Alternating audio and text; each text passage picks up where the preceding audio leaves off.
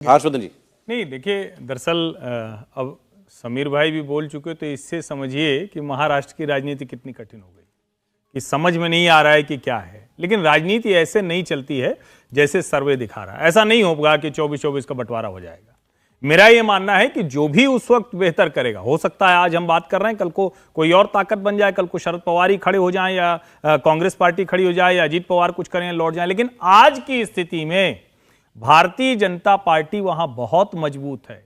मैं कह रहा हूं कमजोर कौन हुआ है? आप कह रहे हैं कि शिवसेना का वोटर, शाखा का वोटर उसके साथ जाएगा। मुंबई में शाखा उखड़ गई समीर भाई।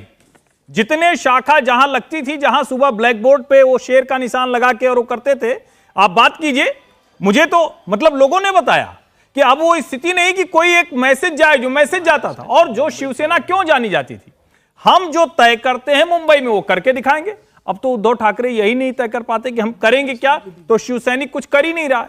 मेरा मानना है कि इस वजह से जो भारतीय जनता पार्टी के साथ शिंदे हैं, उनको उसका लाभ मिलेगा। पूरा लाभ नहीं मिलेगा, क्योंकि एक बड़ा वर्ग ऐसी जो परिवारवादी व्यवस्था होती है उसमें सत्ता के साथ जुड़ा रहता है, जो मातोश्री वाली सत्ता है। लेकिन लाभ के तौर पर देखें तो भाजपा लाभ में है। अजीत पवार और शिंदे, अगर इनके बीच की टकराहट नहीं होती है, कोई नया पैंतरा नहीं होता है, तो भाजपा लाभ में रहेगी। चलिए, महाराष्ट्र के आंकड़े जुड़ने के बाद और बिल्कुल बराबरी पर दोनों अलायंस खड़े दिखे हमें, तो आप देखिए कि अब एनडीए 214 और 116 पर इंडिया अलायंस खड़ा हुआ दिखाई दे रहा है। आगे हमें यूपी की बात करनी है, महाराष्ट्र की बात करनी है, ओडिशा, केरल, इनकी बात करनी है।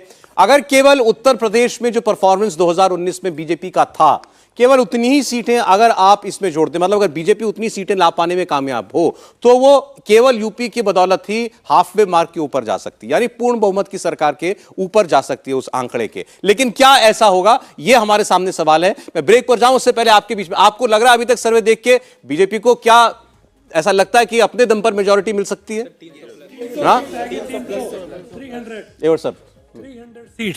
300 सीटें बीजेपी की अपनी या एनडीए की? एनडीए मिला करके बीजेपी अपने दम पर फुल मेजॉरिटी होगा कि नहीं? 270 आ जाएगा। ये भी आपने सोच के बोला कि एक दो सीट कम रह सकती है, एक दो सीट फुल मेजॉरिटी से कम रह सकती है। किसको, किसी और को ऐसा लगता है बीजेपी अपने दम पर मेजॉरिटी से कम रह सकती है? 350 प्लस है। कितने? माइक पे बोलिए बेटा। 350 प्लस होगी। 350 प्लस है। हाँ। बीजेपी अपना। हाँ सर, कोई और ना विकल्प ही नहीं लगता बीजेपी के अलावा। और आप कौन कौन से नेता को देखते हो, किसके बारे में आपको पता है? सर वैसे पार्टी से पता है।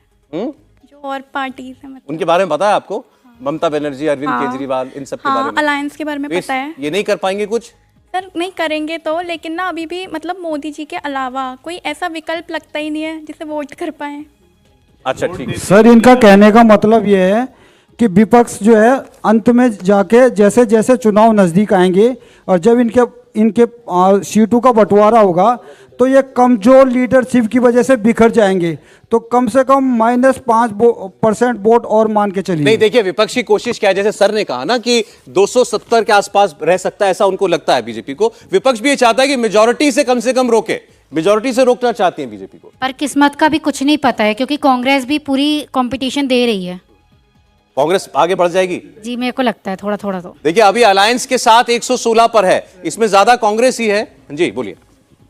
बीजेपी को काफी एडवर्सली इफेक्ट पड़ सकता है, नुकसान होगा बीजेपी को। बिल्कुल, साउथ में हो सकता है। साउथ में तो साउथ में तो वो जैसे थे वैसे ही हैं। और भी जो बड़े बड़े स्टेट्स हैं लाइक महाराष्ट्र है, राजस्थान है, इसमें भी काफी एडवर्सली इफेक्ट पड़ेगा और नीचे आएंगे। इंडिया टीवी हर वक्त हर जगह डाउनलोड करने के लिए सर्च करें India TV news Google play store या ऐप स्टोर पर।